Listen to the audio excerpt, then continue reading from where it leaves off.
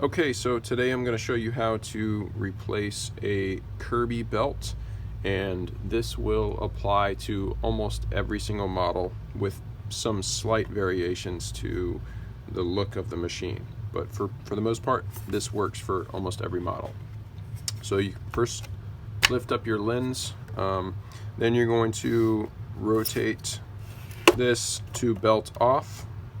Sometimes it will be hard depending on if there's a belt on there or not. So it will be easy if it's a broken belt. It will be actually really easy. But you want to rotate in the belt off position, and then unlatch the nozzle here, and then it will come off like that. Next, you can open up the latches here for the bottom plate, and then you can take your brush roll out. In some cases it's kind of hard, so using a little screwdriver to kind of pry it up makes it easier.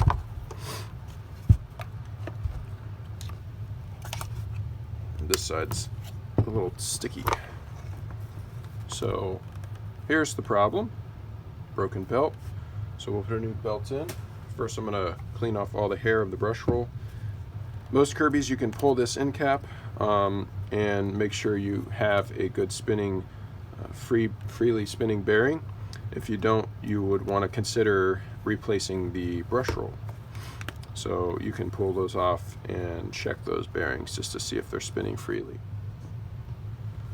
Okay, so I've got the brush roll cleaned off, and before we put it back in, you want to make sure you have a new belt, Kirby belt.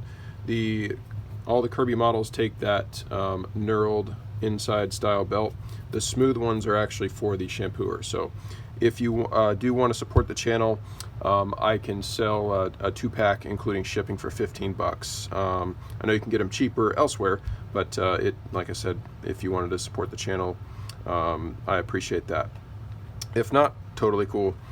So one thing to point out here when you're reinstalling this brush roll is you're going to have some sort of magnet, either like a little metal pin like this, or on this one it's going to be like this black strip, and that is going to align with the where this little light is located.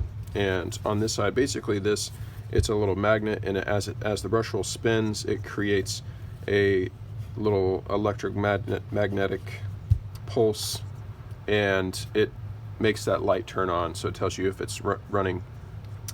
So you want it orientated properly. You can also look at the size of the end caps. One is bigger than the other, and obviously it will only fit in one way. So we're going to install this with the green side, with the green end cap facing up, and that's to account for the wear of the bristles. So that's what those mean. So if your bristles are really worn, then you want the black side facing up.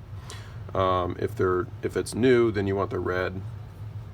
So this one's kind of midway through wear and tear. So you're going to slide your belt on and slide it in place there, and just kind of push your belt down in there nice and straight.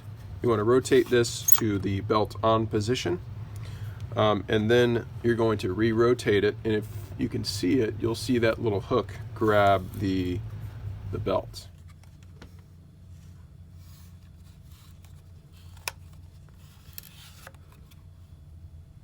And then it's going to lift it up over.